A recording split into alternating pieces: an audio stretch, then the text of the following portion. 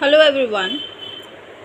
Today we are going to discuss another question of Indian constitutional law new challenges. The question is, has the right to education RTE been included semantically in Article 21 of the Constitution of India? Articulate with help of judicial pronouncements. तो क्या RTE right to education article 21 में semantically included है? Indian constitution is known to be a document committed to social justice. तो भारतीय संविधान social justice को केंद्र में रख करके बनाया गया है। दस in constitution of India the RTE was included as indirective principle, and in Article 21 after 86th amendment in 2002 Article 21A was inserted which made RTE a fundamental right. तो 21A के इंसर्शन के बाद RTE एक fundamental right के रूप में स्थापित हो गया, जो कि 86 अमेंडमेंट के बाद 2002 में हुआ। DPSP यानी directive principle of state policy also provided for RTE in article 25 which required the state to make provisions for free and compulsory education for the children below 14 years of age. तो DPSP में article 45 के अंतर्गत state को भी ये जिम्मेदारी दी गई है कि वो फ्री और कंपलसरी एजुकेशन 14 साल से कम के बच्चों का उसके बारे में प्रावधान करे। First of all, in Mohini Jain versus state of Karnataka 1992, supreme court held that RTE is an inclusive in the right of life and personal liberty। तो पहले इसमें ये कहा गया था मोहनी जैन के केस में कि RTE जो है, राइट टू एजुकेशन जो है, वो पर्सनल लिबर्टी और राइट टू लाइफ के अंतर्गत ही इंक्लूडेड है। Article 21 without education, that was Article 21, without education no one can understand the true nature of his right or duties. Therefore RTE should be fundamental right। तो ये भी article 21 से सिद्ध हुआ कि इसको फंडामेंटल राइट के रूप में हमें क्यों स्थापित करना चाहिए, क्योंकि बिना एजुकेशन के तो आपको या किसी भी नागरिक को ये समझ ही नहीं आएगा कि उसकी असल में हक या उसकी जिम्मेदारियाँ क्या हैं। But in this case it was decided up to which age the RTE was available। तो इसमें ये निर्धारित ज़रूर हो गया कि राइट टू एजुकेशन आखिर किस उम्र तक अवेलेबल होगा, और उसके बाद फिर ऑप्शनल हो जाएगा।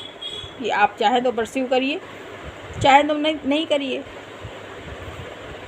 इन उन्नी Krishnan JP versus state of AP 1993, once again this question arose and held that all people of this country have right to education. The court held that RTE is a fundamental right, and keeping in view of the financial condition of the state and provision of DPSP, this RTE was provided for children between 6 to 14 years of age। तो उन्नी कृष्णन के case में ये held किया गया कि जो इस देश के लोग हैं, जनता है, सिटीजन्स हैं, उनको राइट टू एजुकेशन अनिवार्य तौर पे मिलेगा। The court held that RTE is a fundamental right. तो फंडामेंटल राइट का इसको स्वीकृति मिल गई, क्योंकि बिना एजुकेशन के तो यही ज्ञान संभव नहीं था कि आपके अधिकार क्या हैं और आपकी जिम्मेदारियां क्या हैं। और इसमें 6 से 14 साल के बच्चों के लिए RTE का प्रावधान हो गया। In Mohini Jain versus state of Karnataka के केस में सुप्रीम कोर्ट ने खुले तौर से ये कहा था कि right to education flows directly from right to life. तो जीवन का जो हक है, जीवन जीने का जो हक है, उससे सीधा ही ये हक निकलता है कि आपको राइट टू एजुकेशन भी हो, पढ़ने का अधिकार हो। And dignity can not be assured under unless it is accompanied by RTE। तो आपका स्वाभिमान, सम्मान तब तक नहीं हो सकता है जब तक कि आप RTE उसके जीवन में ना हो या राइट टू एजुकेशन उसके पास ना हो। Supreme court also said, we hold that every citizen has RTE under the Constitution of India. The state is under an obligation to establish educational institution to enable citizens to enjoy the said right. तो जो भी right to education है उसको enjoy करने के लिए various institutions को बनाना, ये स्टेट का धर्म है, ये स्टेट का कार्य है, अनिवार्य कार्य है। The state may discharge is obligation through state owned recognised institution, चाहे वो खुद के इंस्टीट्यूशंस खुलवाए। When state government grants recognition to private education institution, और चाहे वो किसी भी प्राइवेट एजुकेशन को भी रिकॉग्नाइज कर सकता है इस तरह के RTE को प्रोवाइड करने के लिए। It creates an agency to fulfil its obligation under the constitution. Charging capitation fee is consideration of admission to the educational institution in a patent denial of citizens' right to education under the Constitution of India। अब इसमें ये बहुत ध्यान देने वाली बात थी कि जो कैपिटेशन फ़ी चार्ज करी जाती थी एजुकेशनल इंस्टीट्यूशन में, वो एक तरह से राइट टू एजुकेशन का डिनायल था, क्योंकि ये एक तरह का व्यवसाय क्रिएट कर रहा था। कैपिटेशन फ़ी को कंसिडरेशन की तरह माना गया, जिस तरह से किसी बिजनेस ट्रांसैक्शन में कोई चीज़ देने के बदले में हम कुछ लेते हैं, तो इसी तरह एजुकेशन देने के बदले यदि आप कैपिटेशन फ़ी ले रहे हैं तो इस तरह से आप उस एजुकेशन को राइट ना बना के उसको व्यवसाय बना रहे हैं, उसका व्यवसायीकरण कर रहे हैं। तो कैपिटेशन फ़ी जो थी उसको देखने का नज़रिया इसमें डिटेल में लिया गया। Capitation fee is nothing but a price for selling education. तो एजुकेशन को सेल करने का फंडामेंटल इसमें इवॉल्व हो गया। The concept of teaching shops is contrary to the constitutional scheme. तो हमारा संविधान था, जब हम RTE की बात करते हैं तो फिर इसमें एजुकेशन को बेचने की बात नहीं थी, लेकिन हुआ क्या कि आज की भी तारीख में एजुकेशन सबसे बड़ा व्यवसाय बन गया है।